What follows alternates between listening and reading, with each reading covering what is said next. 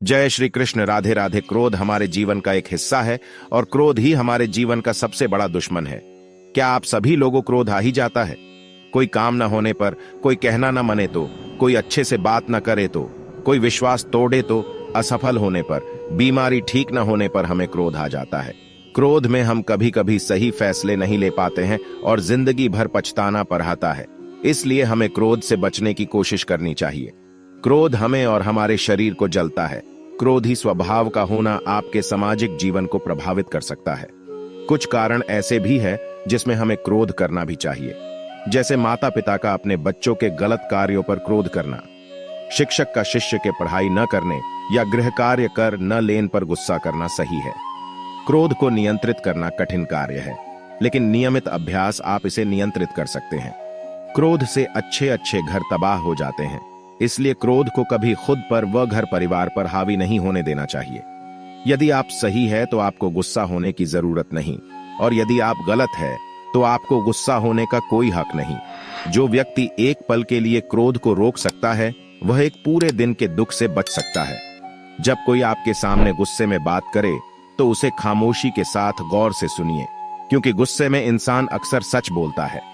क्रोध में आकर हम अपना विवेक खो बैठते हैं। हमको बिल्कुल पता ही नहीं होता कि ज्ञान व ज्ञान क्या है। हम नहीं जान पाते उचित अनुचित क्या है। हम क्रोध की अग्नि में अपनों को भी शत्रु मान लेते हैं। नरक का प्रवेश द्वार क्रोध है। क्रोध एक ऐसा श्राप है जो मनुष्य खुद को देता है।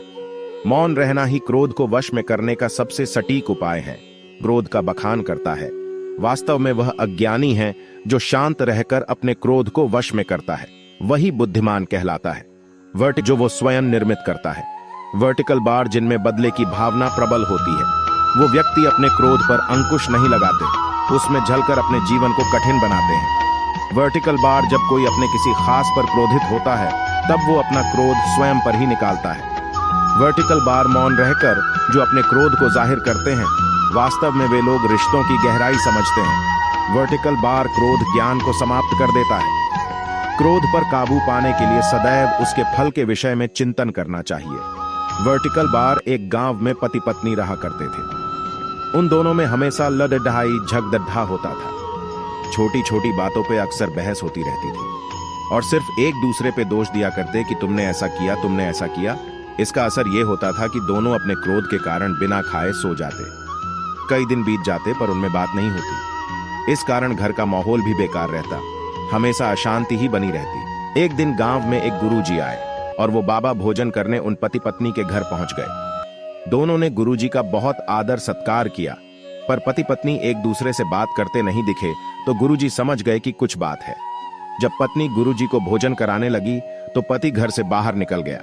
इस बात पे गुरुजी ने पत्नी से पूछ लिया कि जब से मैं यहाँ आया हूँ, तुम दोनों को आपस में बात करते हुए नहीं देखा। कोई बात है तो मुझे बताओ। इस पर पत्नी रोते हुए बोली, गुरुजी, मेरे पति हमेशा मुझसे झगड़ा करते हैं। बात बात पे मेरी गलतियां निकालते हैं। घर का माहौल हमेशा खराब रहता है। इनसे शादी करके मेरी जिंदगी नर्क बन चुकी है। मुझे तो समझ में ही नहीं आता मैं क्या करूं। गुरुजी मुस्कुरा दिए और बोले, बस इतनी सी बात के लिए तुम इतना परेशान हो रही हो। चिंता मत करो, मेरे पास एक ऐसी दवाई है जिससे तुम्हारा पति तुमसे कभी झगड़ा नहीं करेगा।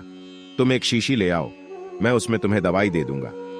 पत्नी एक शीशी अंदर से लेके आई और गुरुजी ने अपने झोले से एक शीशी निकला और उस शीशी से 2 बूंद पानी में मिला के उस औरत को दे दिया। उसमें से बहुत अच्छी खुशबू आ रही थी।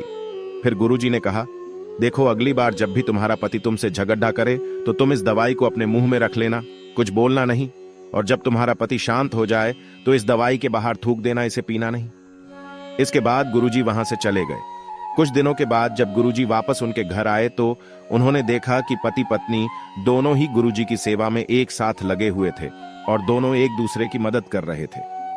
दोनों के अंदर एक दूसरे के प्रति प्रेम भावना दिख रही थी। किसी काम से पति कुछ देर के लिए घर से भर गया तो पत्नी गुरुजी के चरणों में गिर गई और बोली, गुरुजी, आपके द्वारा दी गई दवाई अद्भुत है। उसने अपना काम कर दिया। अब मेरे पति मुझसे बिल्कुल भी झगड़ा नहीं करते, बल्कि वो अब मेरा बहुत ज्यादा ख्याल रखते हैं। यह अद्भुत दवाई मुझे और दे दीजिए। गुरुजी मुस्कुराए और बोले, बेटी, वह दवाई मेरे शीशी के अंदर नहीं, बल्कि तुम्हारे मौन रहने के अंदर है। क्रोध आग के समान होता है, आग में अगर ईंधन न डाला जाए तो वो अपने आप शांत हो जाता है। उसी प्रकार क्रोध में जो कहा जाए तो उसका जवाब न देने पर क्रोध भी शांत हो जाता है। गुरुजी ने फिर कहा, मैंने तो उस पानी में बस गुलाब जल डाला था और तुम्हें इसलिए मुंह में रखने को कहा क्योंकि जब तुम्हारा पति तुमसे झगड़ा करे तो तुम उसका जवाब ना दे सको और जवाब ना मिलने पे तुम्हारे पति का भी गुस्सा शांत हो जाए। दोस्तों, इस कहानी से हमें यह सीख मिलती है कि कभी भी सामने वाला अगर गुस्सा करता तो हमें कुछ समय के लिए शांत रहना चाहिए। वर्टिकल बार, इससे सामने वाला भी कुछ देर में शांत हो जाएगा। अगर हम भी गुस्से का जवाब गुस्से से देंगे तो वो और बढ़ता चला जाएगा और हमारे रिश्तों में कड़वाहट आ जाएगी।